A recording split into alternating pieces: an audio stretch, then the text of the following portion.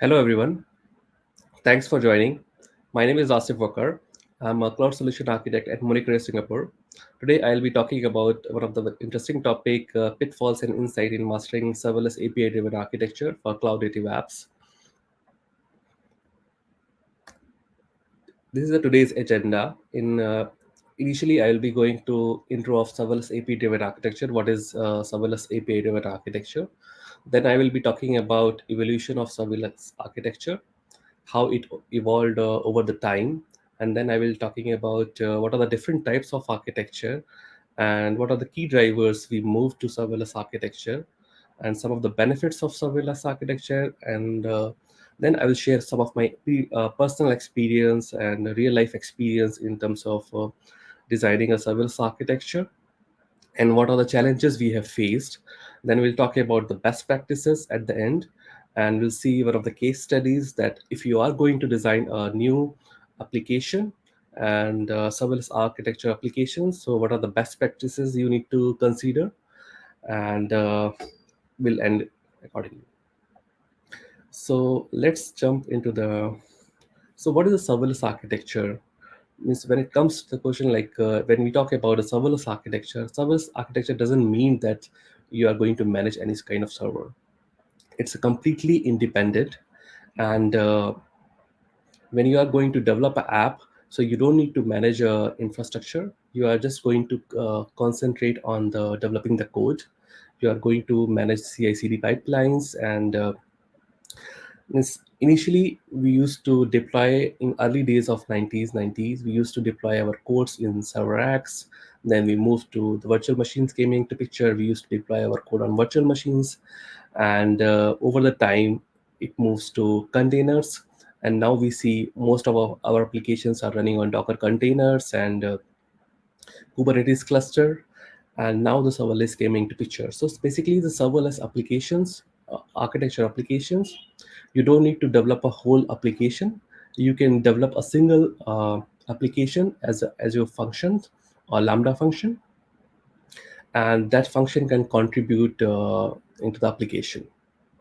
So the application layer integrates the function as per usage, and that function can be utilized in many places. So we are seeing that the demand is increasing, developing the business logic rather than managing the whole infrastructure and stack implementation. So when we talk about the serverless architecture, what are the first few things comes in our mind, right?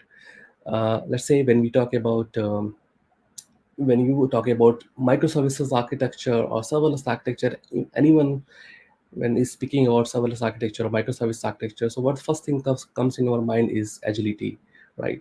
Means like and the performance, and we can say the cost, right? Because we are going to improve a lot of performance because it will be very fast, it will be very quick, and the developers will be more productive. They can develop the applications quite fast, and you don't need to manage the whole infrastructure. It's like it can be available within a few minutes, few seconds, right? And that are the first few benefits, like when we see about the serverless architecture, right? It will be highly available. It can be available within a few minutes to other regions, which was not possible with earlier applications, right? And these are the first it's like few important benefits we see as a serverless architecture when we design about the serverless architecture. But before going into the deep dive of serverless architecture, let's talk about what are the different types of architecture we have. Let's say the monolithic architecture, service-oriented architecture, microservices architecture, or the serverless architecture, right?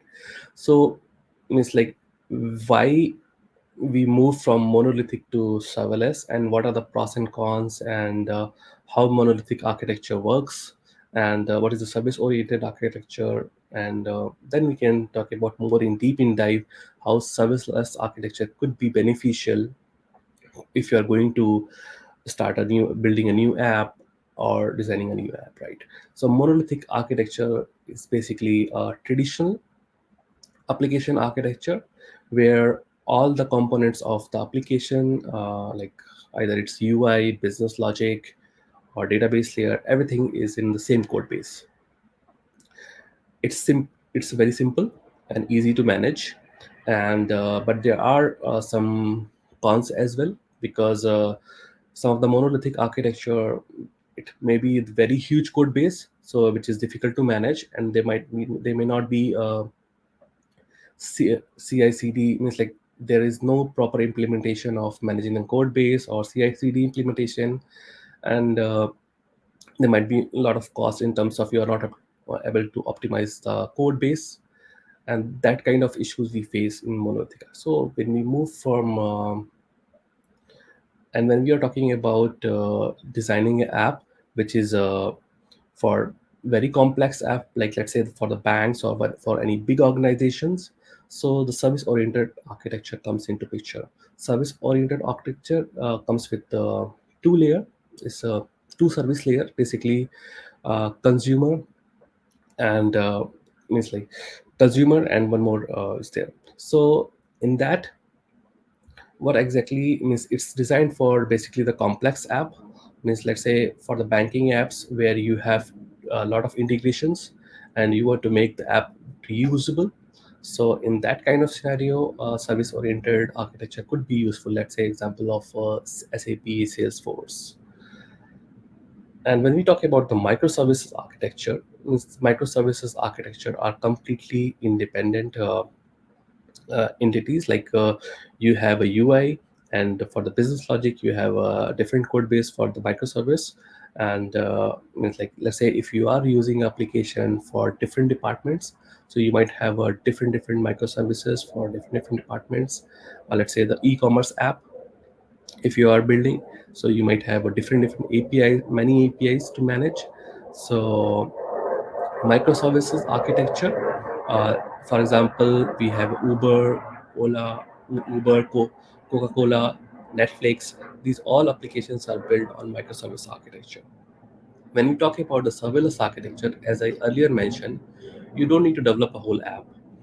You can deploy business logic of in a function, and which can be deployed very quickly. And those all APIs are managed via a, because there will be number of APIs, so it's best to manage via API gateway.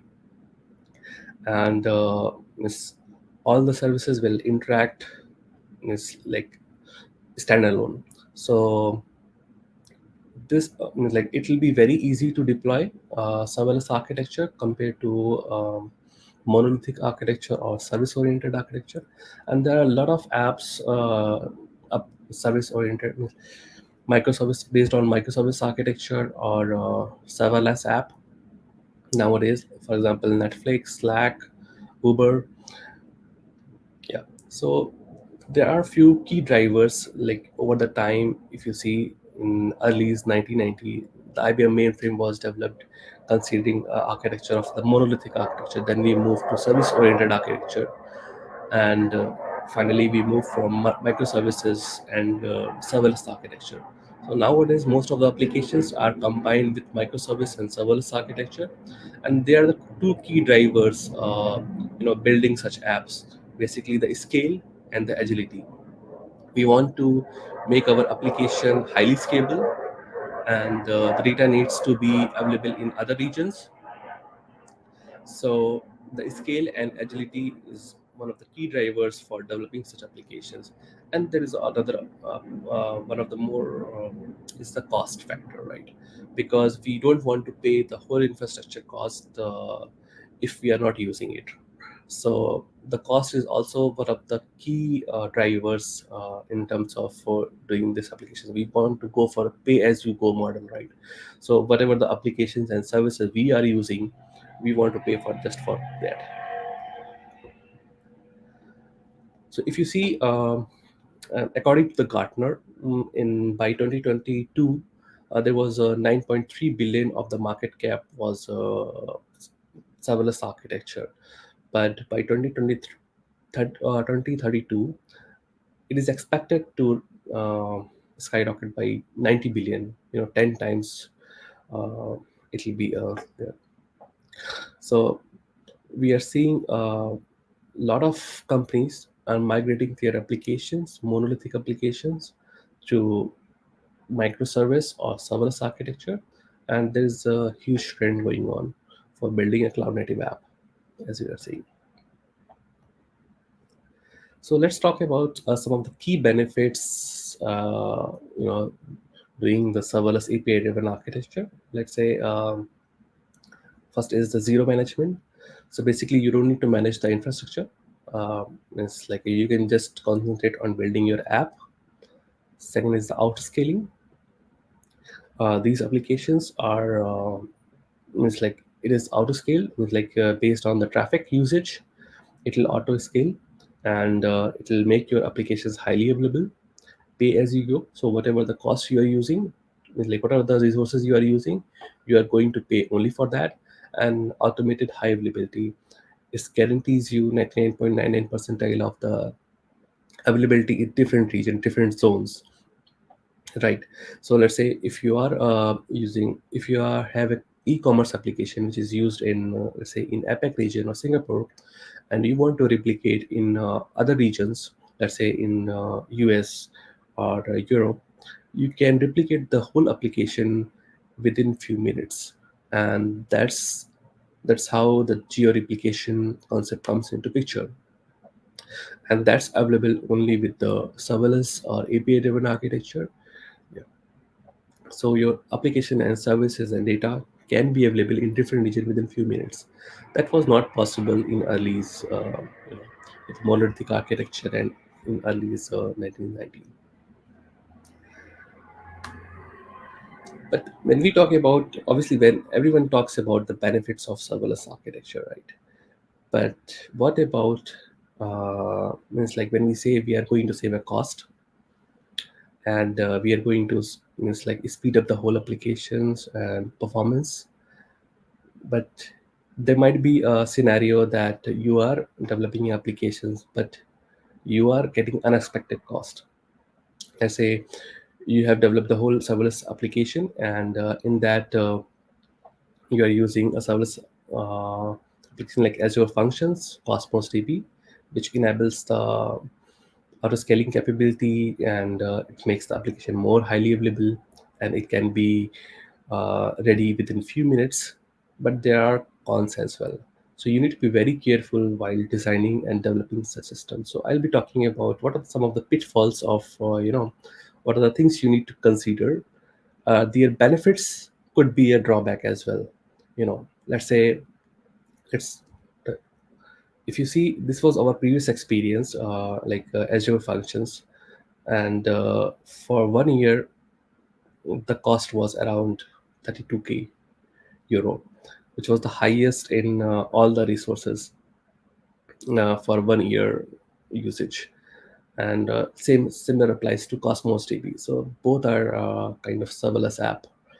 So what are the issues with this kind of architecture, and we'll address that. In earlier of my slides, I have explained the auto-scaling is one of the key benefits of serverless architecture, but it could be a pitfall as well. Let's say in what sense? So basically, in auto-scaling in Azure Functions, let's say I'm taking an example of Azure. In comes in three plans: consumption plan, premium plan, and app service plan. We'll see one by one each how consumption plan and premium plan can be a drawback if we are not managing our application code base, or we are not.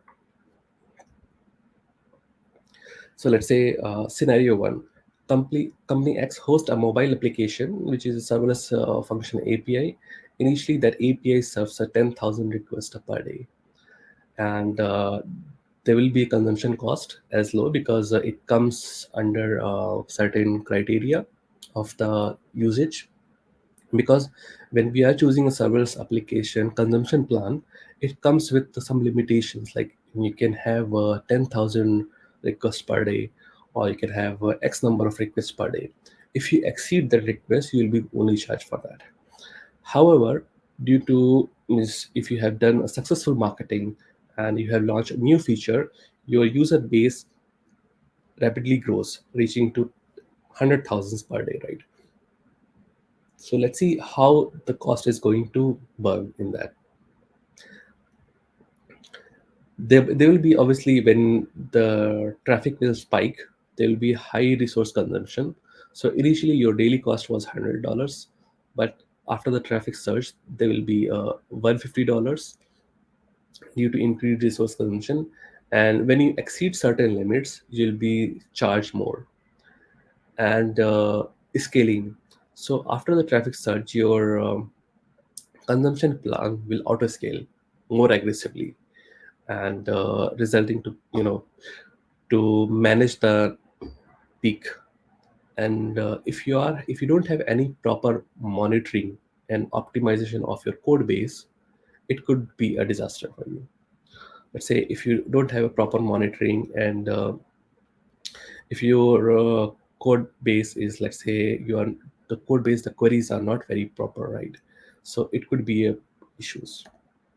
In this scenario, if you are not doing your proper management and optimization, the cost could increase up to 50%.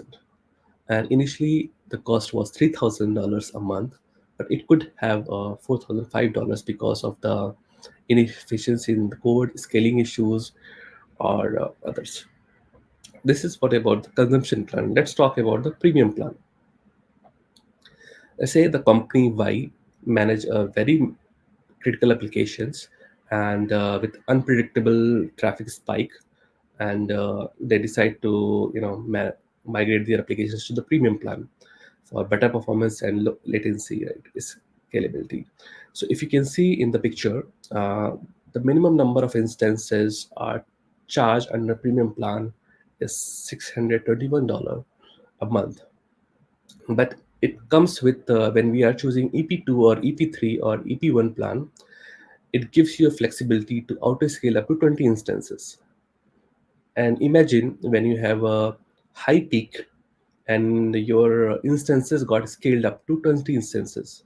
So how much you are going to get in charge? It will be around $12,000. And that's how, means, like, let's say if you have a 200% of the traffic is search, like, means you are going to get charged more, a lot, and unexpected. And there are a couple of reasons for it, right? How this charging happens. So basically, in each plan, you will have scale out instances. Let's say the app scale out and plan scale out. So in each plan, for the premium plan, which I can say EP1 or EP2 or EP3, we can have multiple apps. So the minimum instances for app is chosen as a 2, but it can burst up to 20 instances. And similar applies to the plan, right? So how it works is, basically, when we are decide always ready instance as a 2, what it means is, even though your application is being used or not used, you are going to get charged for the 2 always ready instances. But let's say if your traffic, if you get more requests, right, HTTP traffic request, so there will be a pre-warmed instance which will spin up. So basically, you are going to get charged for the 3 instances, including pre-warm instances. And if the load increase, your pre-warm instances becomes actual instance. So you are going to get charged for 3 instances, and there will be one more instance will be under pre-warm instance. That's fourth instance. So that's how the scaling happens. And for whatever the number of hours you are running, going to run the, like, applications under premium plan, because if you are going to choose for premium plan or app service plan, you are going to run for large duration operations, like, let's say, for the Azure durable functions, which is made for conditional logics and for large running operation.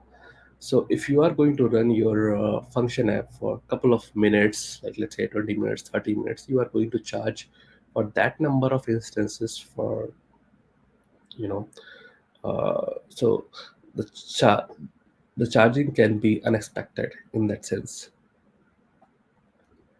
And that's how this is one of the major drawback which we have faced in our case, right?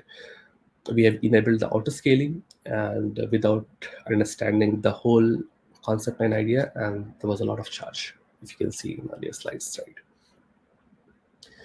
And there are some other pitfalls which I would like to discuss is like debugging and monitoring of serverless functions, because it's completely managed infrastructure. You don't have control over the infrastructure. You are just deploying your business logic to the servers. You are just deploying your business logic to the cloud native Azure provider or AWS provider. So let's say if you have to do the debugging, so you need to do a real-time debugging, right? And you need to properly do the monitoring and troubleshooting of the serverless app. You are not going to do, and this is kind of tedious process, because sometimes there are errors, which is really hard to find out what's the actual the root cause of the error. And there are very common errors like timeout error. Azure Functions timeout also depends on the consumption plan. Let's say if you are choosing a pricing tier, let's say if you are choosing a pricing tier of consumption plan, your timeout is 5 minutes. If you are choosing a premium plan, your timeout is 30 minutes. And if you are choosing an app service plan, it is 30 minutes. But obviously, you can reset the timeout based on your usage. However, this is one of the very common error we faced. The Azure function is running, and there is timeout happen and the job didn't run. And there is also one error which means like one more pitfall is like vendor locking. Either you choose go for Azure or AWS or any other provider. It's like you are tied to that vendor. So it's like there is various risk in terms of the portability, in terms of dependency, and in terms of the cost. Let's say Microsoft or AWS decide to increase the cost of their plans later on, so you have to pay the charges. It's like if you have designed your whole infrastructure, whole application, considering AWS Lambda functions or Azure functions, so you need to rely on that, either whatever the charge they do.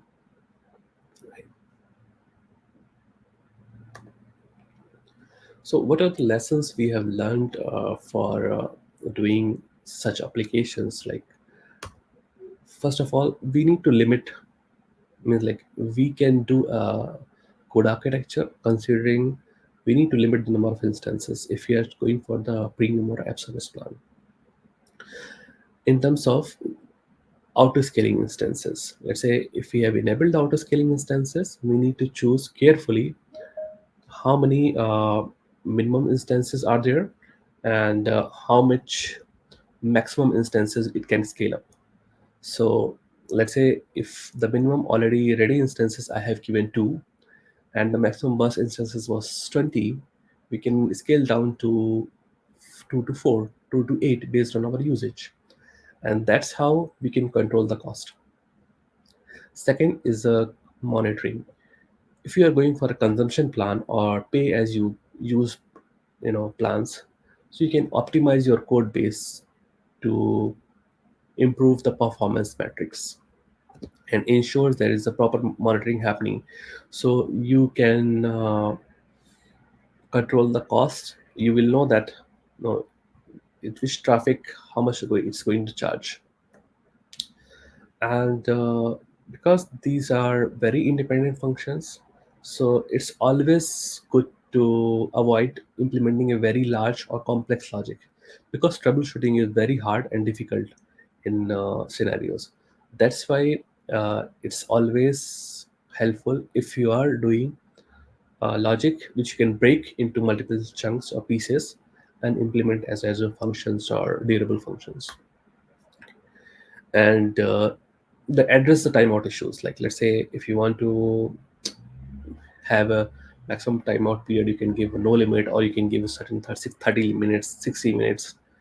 And if you are going to use durable functions, which is depend on the conditional logic, there is a concept called function chaining. You can implement that, and to manage the timeout error.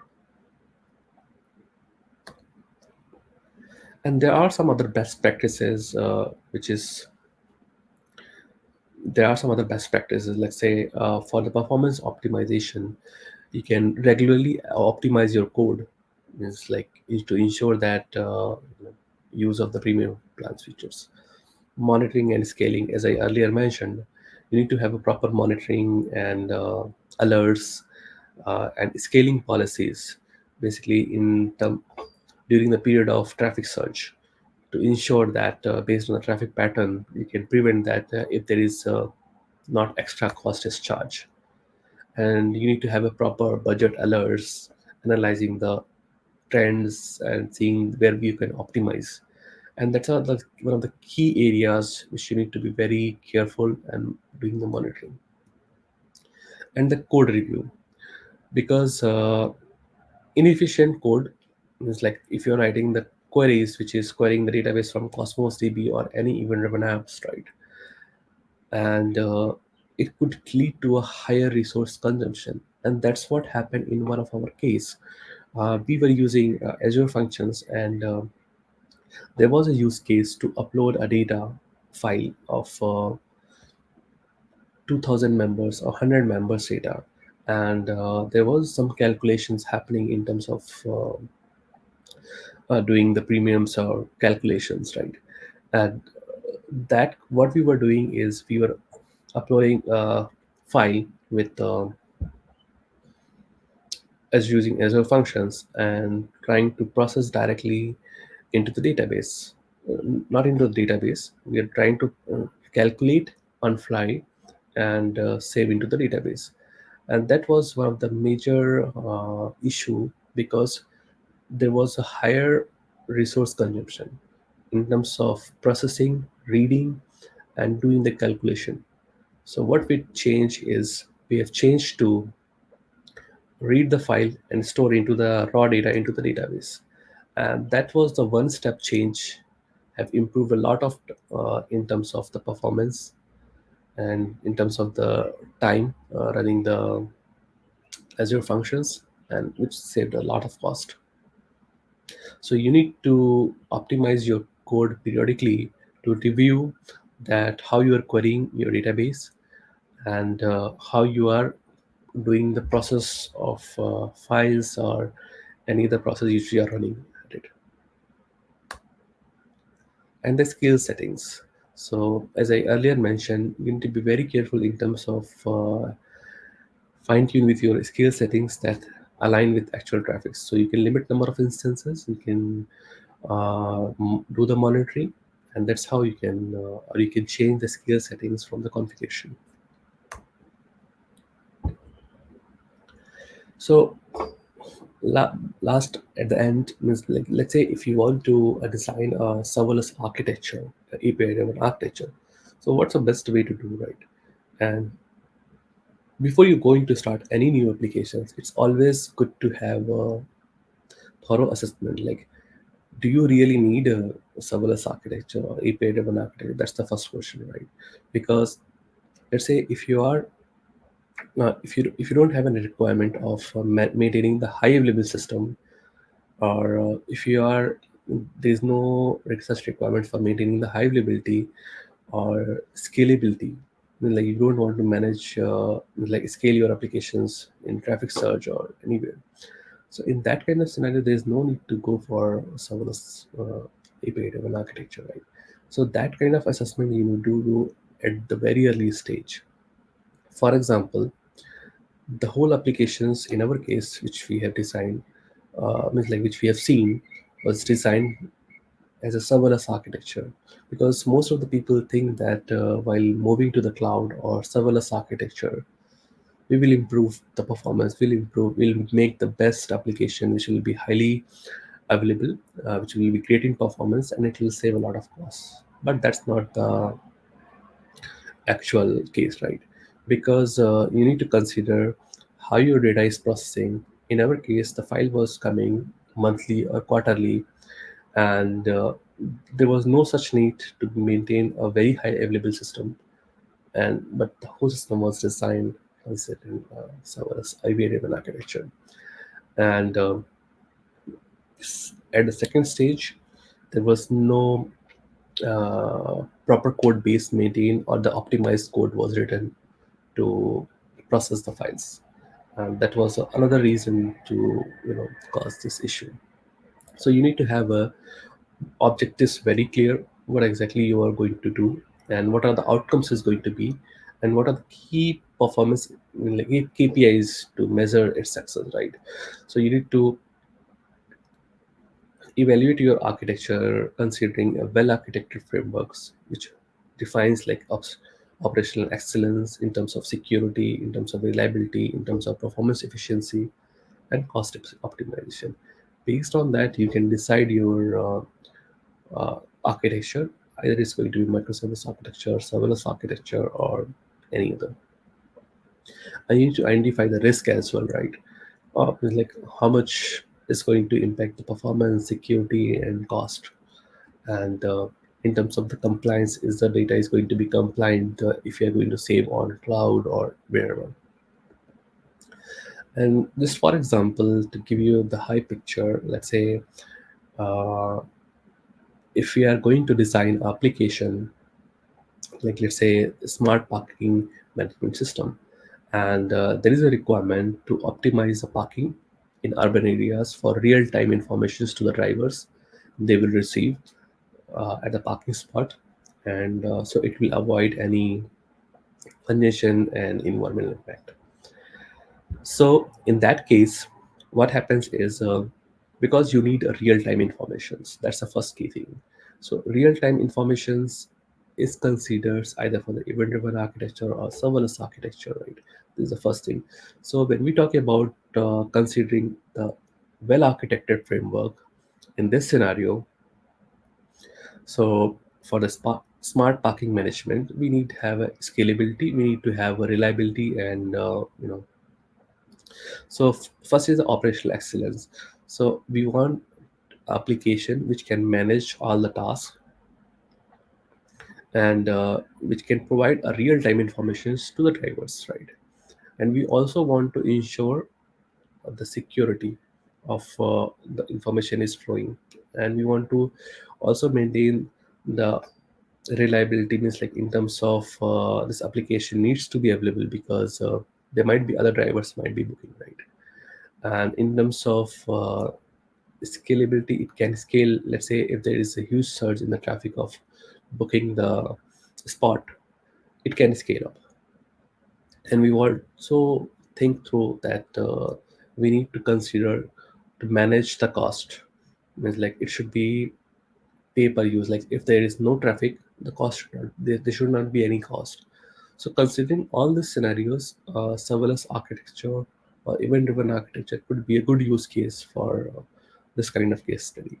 So whenever we are going for you know designing the application, or so we need to consider all these best practices, and we need to consider that well architected framework, cloud adoption frameworks, are we following the proper guidelines, are we asking the right questions to the stakeholders in terms of the requirement, what kind of system they need. And that's very important to design a good solution for. So in summary, today we have gone through the background of serverless architecture, what are the benefits and pitfalls of serverless architecture, and some of the best practices. Hope you find this session useful. Thanks again. Thanks for joining.